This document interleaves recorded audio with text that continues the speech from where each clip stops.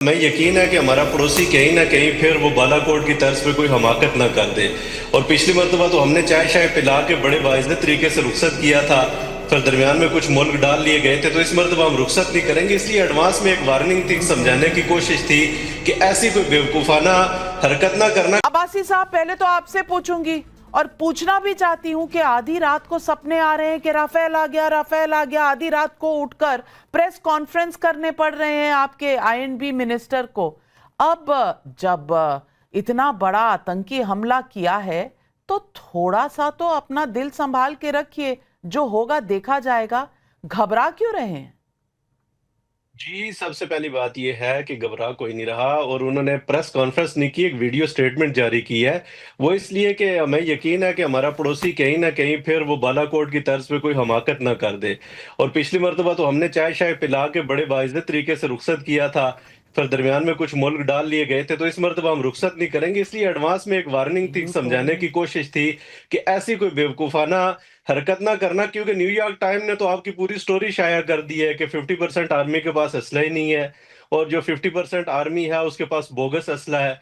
तो हमें तो आपके ऊपर यकीन है और हम बड़े अरसे से वेट भी कर रहे हैं आप आए। ये जस्ट एक उनकी तरफ से एक चेतावनी थी, और आपको एक बात बताना चाह रहे थे कि फिर आप कोई हमाकत ना कर दें, फिर कोई आप गलत स्टेप ना ले लें, ये बताना था। बाकी टेंशन परेशानी कोई भी नहीं है। सुबह का तो इंतजार कर लेते, और आपका टाइम जोन हमसे थोड़ा आधा घंटा ही पीछे है। टाइम जोन तो देख लेते कि किसको चेतावनी दे रहे हैं। हमें बता रहे हैं, हम हमारे देश में तो सब सो रहे थे, तो ये किसको बताया जा रहा था? गौरव आर्या जी, आज शायद अब्बासी साहब को थोड़ा सा आपको एक्सप्लेन करना पड़ेगा। अब्बासी साहब से ये पूछ लीजिए कि जिस न्यूयॉर्क टाइम्स के आर्टिकल का हवाला दे रहे हैं उसकी हेडलाइन क्या है, पूछिए इनसे पहले, फिर मैं बात करता हूं इनसे आगे। अब्बासी साहब मैं जवाब दीजिए।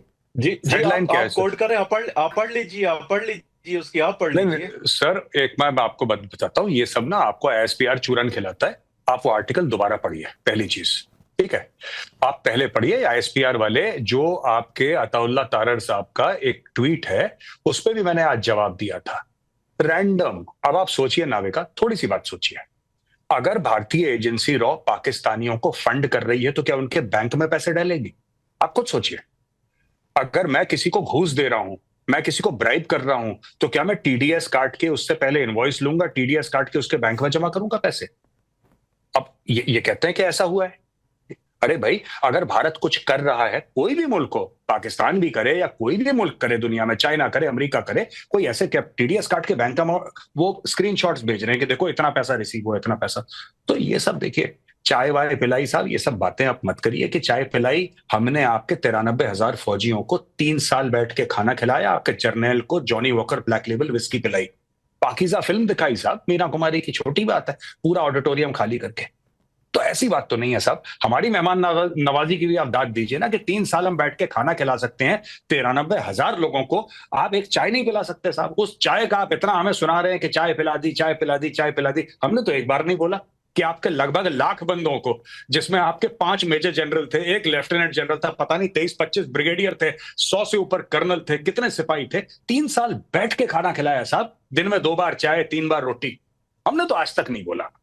खैर, बड़े और छोटे मुल्कों में यही फर्क होता है। अब मैं, जो नाविका ने सवाल पूछा, मैं उसका जवाब देना चाहता हूं। देखिए साहब, ऐसी बात है, यह कहना कि रात के 2 बजे उन्होंने स्टेटमेंट दिया, पहली बात, यह बड़ी अजीब सी बात है कि रात के 2 बजे उन्होंने स्टेटमेंट दिया। बात यह है कि ये जो लोग धमकी दे रहे हैं कि हिंदुओं को मार देंगे और ये हो जाएगा, वो हो जाएगा, लकड़ी नहीं मिलेगी, ये सब कौन है? ये पॉलिटिशियंस हैं इनके, ये इनके सियासतदान हैं। इनका फौजी सरबराह कहां पे है? असली बात तो उसको करनी चाहिए ना सामने, क्योंकि पावर जिसके पास है, हमारे यहां पॉलिटिशियंस के पास पावर है, पॉलिटिशियंस बोलते हैं, वहां पे आर्मी के पास पावर है, आर्मी बोलती नहीं है। और ये जो साहब कह रहे हैं, वो जो मैडम कह रही थी इनके पार्लियामेंट में बैठ के कि हम लोग वहां पे राम मंदिर को तोड़ के वहां पे ईंट लगाएंगे बाबरी मस्जिद की, आपको पता है कहां पे राम मंदिर? आपको पता है? राम मंदिर उत्तर प्रदेश में है। उत्तर प्रदेश में बच्चा पैदा होता है, मां के पेट से हाथ में कट्टा लेके पैदा होता है। क्या बात कर रहे हैं साहब? आप यूपी में आ जाएंगे और यूपी वालों को धमकी देंगे आप? हमारा काम है धमकी देना दुनिया को, हम धमकियां देते हैं, धमकियां लेते नहीं है साहब। यूपी है, पूछिए जो यहां से मुहाजिर गए उनसे पूछिए उत्तर प्रदेश किस बला का नाम है। तो साहब ये सब मत बोलिए हमें कि चाय पिलाई थी, कॉफी पिलाई थी। हमने तो कभी आपको ये एहसान नहीं जताया कि हमने 93,000 लोगों को हमने खाना खिलाया था 3 साल खाना खिलाया था 3 साल। हमने एक बार भी जिक्र नहीं करा। खानदानी लोग हैं सब, एक बड़प्पन है, एक शान है, छोटी छोटी बातों के बारे में हम बात नहीं करते। आगे दूसरा सवाल पूछिए जनाब मुझसे, मैं तैयार हूं। सवाल ये है, और गौरव आर्या सवाल ये पूछना चाह रही हूं कि क्या उल्टी गिनती शुरू हो गई है? क्योंकि पाकिस्तान जिस तरह से थरथरा रहा है, मुझे लगता है सीज फायर वायलेशंस हो रही हैं, बयान जिस तरह से आ रहे हैं, रातों को नींद नहीं आ रही, ये उल्टी गिनती शुरू हो गई ना? कयामत की रात आज है कि नहीं? नहीं, बिल्कुल इनको उल्टी गिनती शुरू हो गई। और ये जो रिपोर्ट क्लेम कर रहे हैं, उन्होंने ये नहीं बोला था। ये जो न्यूयॉर्क टाइम्स की साहब हमारे हैं जो कोट कर रहे हैं, पाकिस्तान से जो जेंटलमैन आए हैं, मैं उनसे कह रहा हूं कि वो रिपोर्ट कुछ और कहती है। हाँ, हम लोग जिस तरीके से अपने हथियारों का जखीरा बड़ा कर रहे हैं, हर महीने आप देखेंगे हजारों करोड़ की डील हो रही है, हजारों करोड़ों की डील। अभी अभी हमने कितने 60-65 हजार करोड़ के राफेल खरीदे 26 नेवी के लिए, और ये हर महीने होता है कुछ ना कुछ। पहली चीज ये है। दूसरी बात मैं आपको बता रहा हूं कि पाकिस्तान किस चीज से डरा है। इनके जनरल बाजवा का बयान है, जो हामिद मीर, इनके जो टॉप जर्नलिस्ट, 2-3 टॉप नाम है पाकिस्तान में, हामिद मीर का स्टेटमेंट है कि जनरल बाजवा ने उनको बताया, आप जाके इंटरनेट पे देख सकते हैं, मैं कोई गलत बात नहीं कह रहा हूं, इंटरनेट पे आप जाके देख सकते हैं। वहां पे साफ तौर पे वो कह रहे हैं कि जनरल बाजवा कहते हैं, हमारे पास इतना तेल नहीं है कि हम अपने टैंकों में डाल दें। We don't have enough oil. देखिए, लड़ाई जज्बा है, कलमा पढ़ के मुल्क बना था, जज्बे वाली कौम है, एक मिसाइल आएगी सारा जज्बा हवा कर देगी।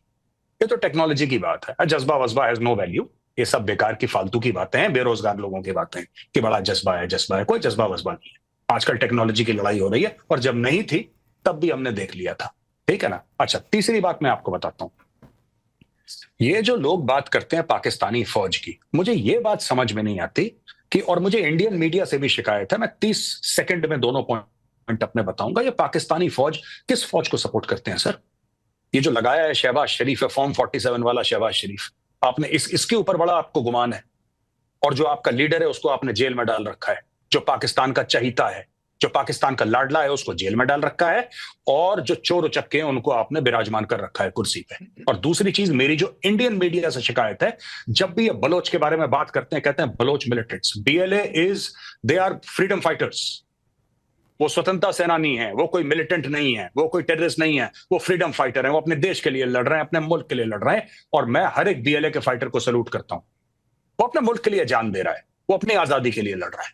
ऐसा थोड़ा ना हो सकता है कि आप जो आपके खिलाफ हथियार उठाए आप उसको बोलें टेररिस्ट है। नहीं, वो अपने मुल्क के लिए लड़ रहा है। बिल्कुल। और इन्होंने यही तो कहा था, पहलगाम वाले जो आतंकी थे उनके बारे में इनके प्राइम मिनिस्टर कह रहे थे, हो सकता है वो फ्रीडम फाइटर है। आप 10,000 साल पुराना मेहरानगढ़ सिविलाइजेशन है। बलोच कौम 10,000 साल पुरानी है। बिल्कुल, ये पाकिस्तान कल पैदा हुआ है। बिल्कुल, और ये पाकिस्तान कल पैदा हुआ है। और फकार यूसुफजई, आपसे मैं सवाल पूछना चाहती हूं कि आपके ये जो दोनों शेर हैं, ये हैं कहां जाकर छुप गए हैं? वो शहबाज शरीफ साहब, आपके प्राइम मिनिस्टर, और जो आर्मी चीफ है, भीगी बिल्ली क्यों बने हुए, नजर ही नहीं आते? आज फोटो छप रही है तो वो भी 26 अप्रैल की। मुझे बताइए, अगर इतना जज्बा है और इतना लड़ने की ताकत है, तो आर्मी चीफ छुपे क्यों हैं? Thank you very much and good evening to everyone. जहां तक बात है, आपने दो लोगों का पूछा है, एक शहबाज शरीफ और एक पाकिस्तान के army chief general Asim Munir. Shehbaz Sharif तो मौजूद है, इस्लामाबाद नहीं है, कहीं नहीं गए अभी भी, बल्कि उनके डिप्टी प्राइम मिनिस्टर जो है रावलपिंडी में बैठकर प्रेस कॉन्फ्रेंस कर रहे हैं DG ISPR चौधरी अहमद शरीफ के साथ। इस वक्त वो टेलीविजन स्क्रीन पे, शायद आप लोग के यहाँ भी अगर TV चैनल चल रहे हैं पाकिस्तान के, तो वो चल रहा है। जहां तक बात है सेपासालार, वो कहते हैं, हमारे प्राइम मिनिस्टर साहब उनको सेपासालार कहते हैं, तो इसलिए हमारी जुबान पे भी, मतलब उनके नाम की वजह हम सेपासालार ही कहते हैं। पता नहीं उनको अच्छा लगता है या बुरा लगता है, लेकिन वो अभी उनकी कल की एक वीडियो शायद आप लोगों के चैनल ने भी चलाई थी, लेकिन मैंने तो खैर किसी ग्रुप में मैंने देखी, किसी टैंक पे खड़े हैं और अपने फौजियों का सुना है कि जो जज्बा बढ़ा रहे हैं, तो वो तो है वहां पर। मतलब यहाँ पे तो नजर नहीं आते, प्रेस कॉन्फ्रेंस वगैरह तो उन्होंने नहीं की है, लेकिन उनके DG ISPR है, उनकी जगह तो वो कर रहे होंगे। हाँ, जहां तक बात है हमारे प्राइम मिनिस्टर की, तो वो थोड़े से इसलिए भी परेशान रहते हैं कि हमारे यहाँ अनफॉर्चुनेटली इख्तियार किसी और के पास रहता है।